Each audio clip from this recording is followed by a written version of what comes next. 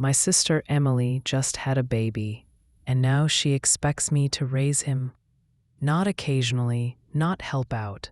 She wants full-time, unpaid, second mother-level involvement. She thinks I owe her that because of what happened years ago, the thing that broke our relationship. If you want context, you need to know my childhood. You need to know how we were raised and how the same family that praises one child left the other to survive.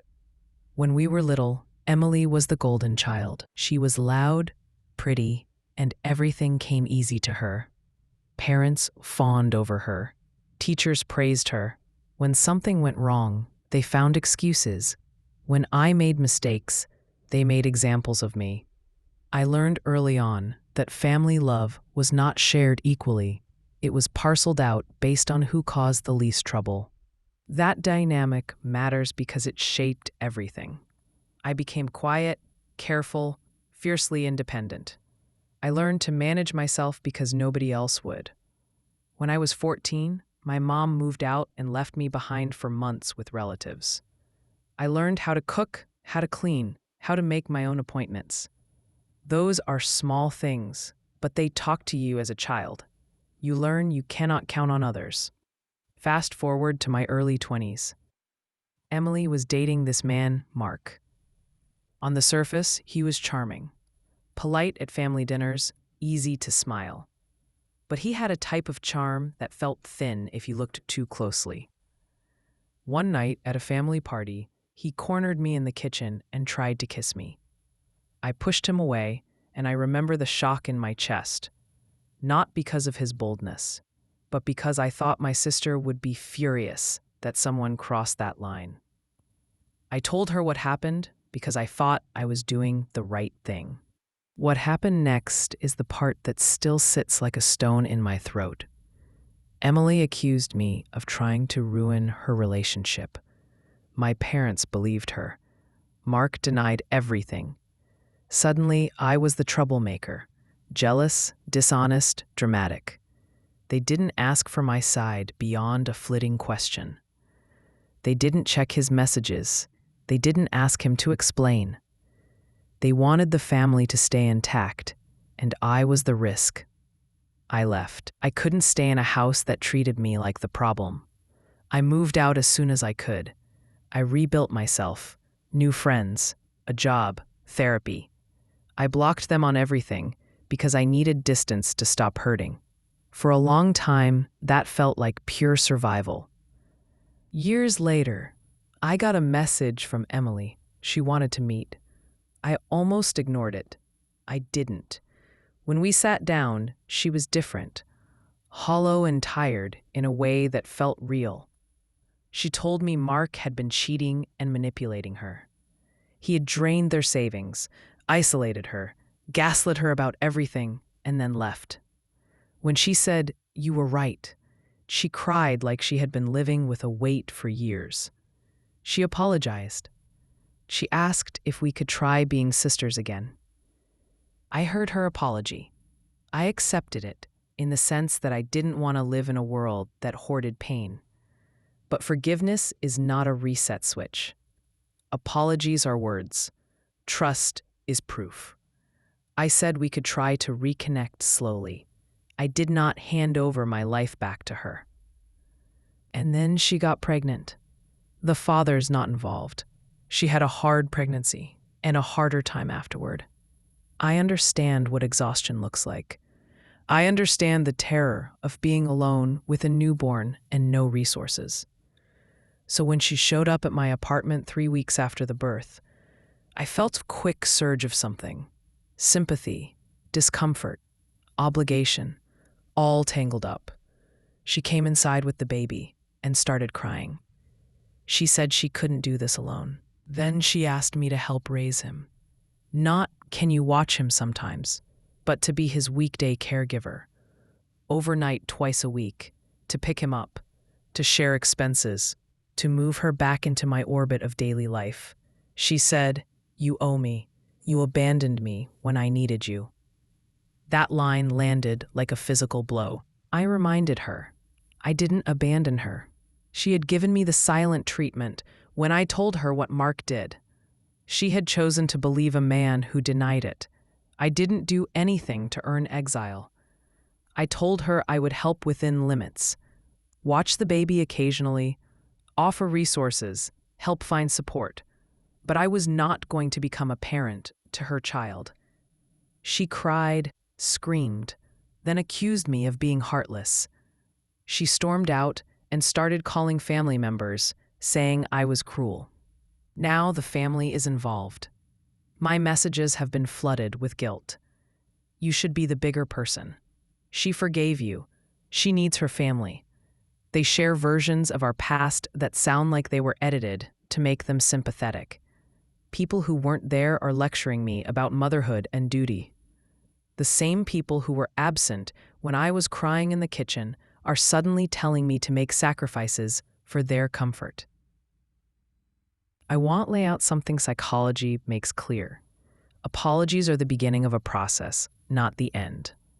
An apology repairs acknowledgement. It says, I see what I did, but trust is rebuilt through consistent behavioral change over time. Neuroscience tells us that the brain's threat system does not forget because words were spoken. Safety is reestablished when patterns change. A single apology rarely undoes years of inconsistent care. There's another dynamic at work here: family guilt. In dysfunctional systems, guilt is a fast way to coerce compliance. Saying, "You owe me," triggers a response in people who were raised to feel responsible for others' emotions. It's particularly effective when the person being guilted grew up in a family where they had to parent themselves. Those people often develop hyper-independence as a survival skill. They learned early that help is not guaranteed, so they became self-reliant. But that survival skill also leaves them vulnerable to guilt, because they still carry the learned obligation wiring. If someone asks, their body sometimes says fix it, even if their mind says no. I told my sister to get help: practical help, therapy, community resources, financial advice. I called a counselor's office with her permission. I gave her the names of local support groups. I offered babysitting a few afternoons a month when I could. But when she framed help as payment for an old debt, I had to refuse.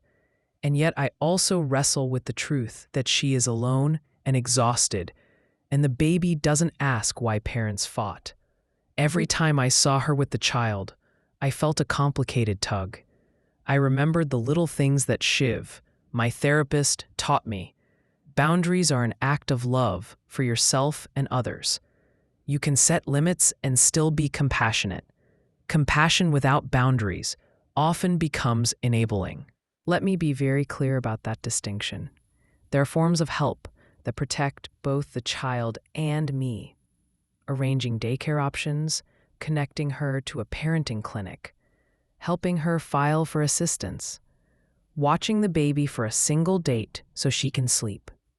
Those are the things I can do that don't require me to rebuild my life around someone who caused my childhood wounds. When my family started telling me I was selfish, I realized I had to say something they could not gaslight away. I wrote them a message.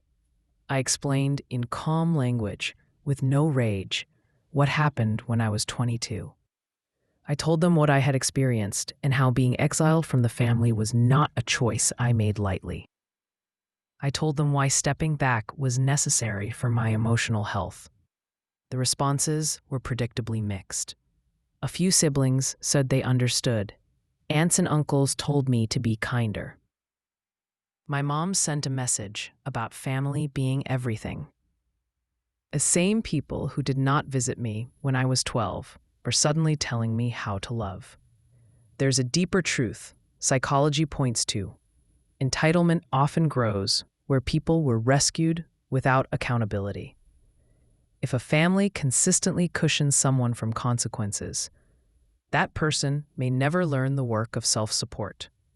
When crisis arrives, they expect someone to step in. That doesn't mean you must. It means you can choose the form of help you provide that does not sacrifice your own stability. So what did I do? I set a plan and I said it out loud. I said I would help in specific, finite ways. 2 babysitting afternoons a month, 3 hours max, and funds to cover a week of emergency daycare if she needed it. And I would help her find longer-term support. I placed firm boundaries about overnight stays and full-time caregiving. I told her family that if they wanted to offer help, they could volunteer time or money to daycare, but they could not weaponize my past into a debt I never agreed to. She reacted with fury. She accused me of playing God, of abandoning her again. She cried in front of the baby and said I would regret it. The family spun narratives, the one where she is the tragic hero and I am the villain. These are stories they can tell themselves because it reduces complexity into roles. I could have reacted with rage, but rage would have given the story back to them.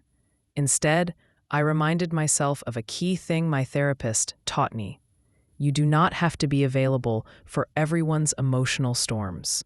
You do not have to perform moral labor to make others feel better. Protecting your child's environment, your marriage, your financial stability is not selfish. It is parenting. On the days I watch the baby, my sister sees a different me than the one she remembers. I am patient. I am present. I am not resentful while I am caring for him, because I am doing it on my terms, with boundaries. That's the paradox. Boundaries let you give better, not less. So the final question, the one everyone keeps asking me with that judgy tone, am I the asshole? Am I the villain for refusing to raise my sister's child after everything that happened? Here is the answer I keep returning to. Protecting safety and sanity is not cruelty. Forgiveness is possible without re-entrusting someone with your life. Apologies are meaningful but insufficient unless they come with lasting change. And helping someone does not absolve them of responsibility to repair the harm they caused. If you want to call that selfish, fine. But in my home, in my life, I'm choosing health over performance. I'm choosing a framework where a baby can be raised by community resources and accountable adults, rather than by my exhaustion and fear. I still love my sister in a complicated way. I still worry about her and the baby. I still hope she gets the help she needs, but I won't be coerced into parenting a child out of obligation, guilt, or family rewriting. That doesn't make me a monster. It makes me someone who learned from a childhood where love was conditional and decided to break the cycle for the next generation.